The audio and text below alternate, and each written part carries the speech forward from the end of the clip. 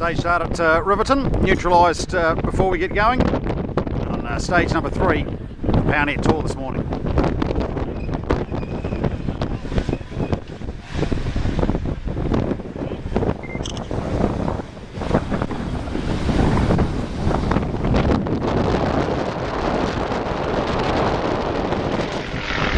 Here's the turn at Colic Bay, the wind buffeting them.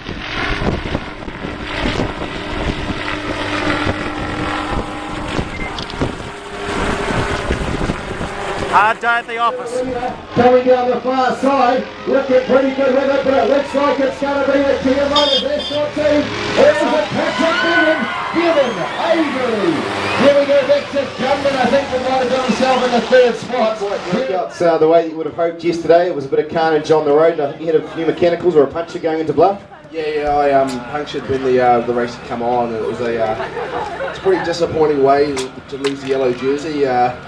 But personally, we put a teammate up there who's now second on GC, so he can have the weight of the general classification ambitions, and we look after him. And when the opportunity arises, I'll certainly have a go at taking out the win on the stages. So nice to pick up my second win here. And the team certainly is still looking very strong, because as you said, they're putting themselves in the right positions. Often when the numbers are coming through for those breaks, we hear one or two riders from Bissell Pro. Yeah, for sure. The guys, they know how to race their bikes, and the wind is certainly was the first. Well, it looks like it's died now. It's the first real taste of a southern crosswind, so you got to be really attentive and really on the ball all day, and it's going to be no different this afternoon. Well, congratulations on another stage victory here in the PowerNet Tour of Southland, folks. Would you give it up for Patrick Bevan of Bissell Pro Cycling? Well, Joe, something we haven't talked about is this year it's a bit of a family affair for the Chapman family. Yeah, well, 3 of us in the tour this year, 2 in the L&M group team and 1 in H&J's. Yeah, so it's a bit of a Chapman Cup in the background. As I was going to say, is there a bit of rivalry, a bit of texting going on at night, and that's between Anthony and you guys? Always is, and it's a good, friendly competition, but definitely a good one to win. Now, you've got a brother in there, of course, with you, who hasn't ridden this tour before, so how much influence do the rest of the siblings have on him? Oh yeah, Tim, he's learning really fast. He's come a long way in the last 6 months, and he's really punching above his weight already, so he's just a sponge. He's soaking in everything and listening and just getting in there and doing it. Well, congratulations on another day here, and of course a big stage this afternoon with the Black Mounds Hill. Folks, would you put your hands together for Jesco Hydraulics, King of the Mountains, Joe Chapman of Creation Science, L&M Racing. Points yesterday, I think you're on like 80 odd points, and we heard your name come across for a few early sprints today as well. Yeah, that's right. Yeah, that was always the goal yesterday, was go out and try and consolidate the lead for that, and yeah, I think I've got over 60 points buffer to the next guy, so that's great for me. Hopefully I can have a bit of a relaxed next couple of days and have a crack at a stage win, which is what I originally intended on. So, but the boys are riding awesome.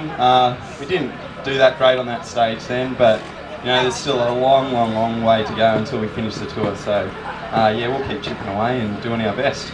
And the conditions out there, I mean, it's great here right at this moment in time, but it was a bit different 10k down the road. That is correct. It was brutal, to be honest. Yeah, that wind, like last time I was here, the wind was like this actually. So yeah, it's exactly how I remember it, where you feel like you may lose control of the bike, and yeah, that's just something I've never experienced anywhere else in the world. So that's why we're all here. We all love the extreme weather, because that's the stories that we'll talk about when we're old. So yeah, loving it, and yeah, hopefully this afternoon is a little bit nicer. Well, we look forward to seeing you back out there in the green this afternoon, folks. The Harcourt Sprint Ace, Samuel Whitman of Share the Roads. Well, Taylor, you had a big effort there yesterday, of course, going up Bluff Hill. How hard was it rolling in a bed this morning? I think I've got another 2 stages, but of course with the pink jersey on, it puts a bit more pressure on. Oh, it wasn't hard. It's actually more exciting. You know, I was looking forward to today and this tour. I really want to walk away with this at the end of the day, and the team is focused on the result as well. So it's not hard or anything. It's looking forward to what the race has to offer and getting stuck in. So yeah, basically. And for a reasonably short stage, considering some of the other distances you guys have to race throughout the week, there were still quite a few efforts going on and still a few time splits going on throughout the stage. Oh yeah, I said yesterday it might be a bit easy and a chance to recover, but it's everything opposite. Their attack's going, it's quite scrappy in the bunch all day, and yeah, I was lucky to make that front split for a second there, and Node 4 were working quite honestly and kept us going all the way to the finish, and you know, I still tried to recover, but no, it was a real race all the way to the line there, and made things interesting, especially when Rolly was hitting it with his under 23 teammate Michael Vick on his hill. It put everyone under a little bit of pressure and kept things interesting for sure. Well, we look forward to seeing you out there on the roads this afternoon. Of course, 100 kilometres across to Tiana. Folks, would you put your hands together? The Cooperative Bank under 23 leader, Taylor Gumman from Pure Black Racing. Of course, based out of the UK, this team here, they'll be very pleased with the way things are going. Cronshaw. Yeah, definitely. I think we all came here thinking that we could do something on some stages, and we've ended up leading the overall, so it's good to recover. And for you personally, we know you've been away in a few of the breaks, and are you enjoying this southland scenery and conditions? Yeah, Mike told us a few horror stories about the conditions, so I think a win today might have been light by the sounds of it, so yeah, enjoying it as much as I can. Well, it's great to have all of you guys here. Folks, would you put your hands together for the Node 4 Subaru team leading the Wednesday's team classification. Well, Mike, another stage out of the way, as we said, pretty short and sharp, but there was a few efforts going on to try and break things up. Yeah, there was a lot of damage done today. The Calder Stewart boys rode pretty well and isolated us a bit, but I had two of my teammates there, Dan and Dave, so they rode really well and helped get me in the jersey.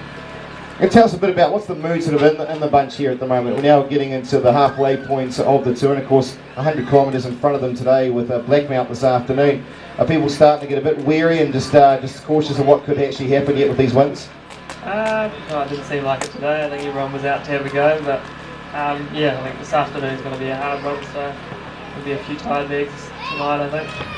Well, congratulations holding on to that yellow once again, folks. The man from Node 4 Subaru, would you put your hands together for Mike Northey, your PowerNet yellow jersey holder.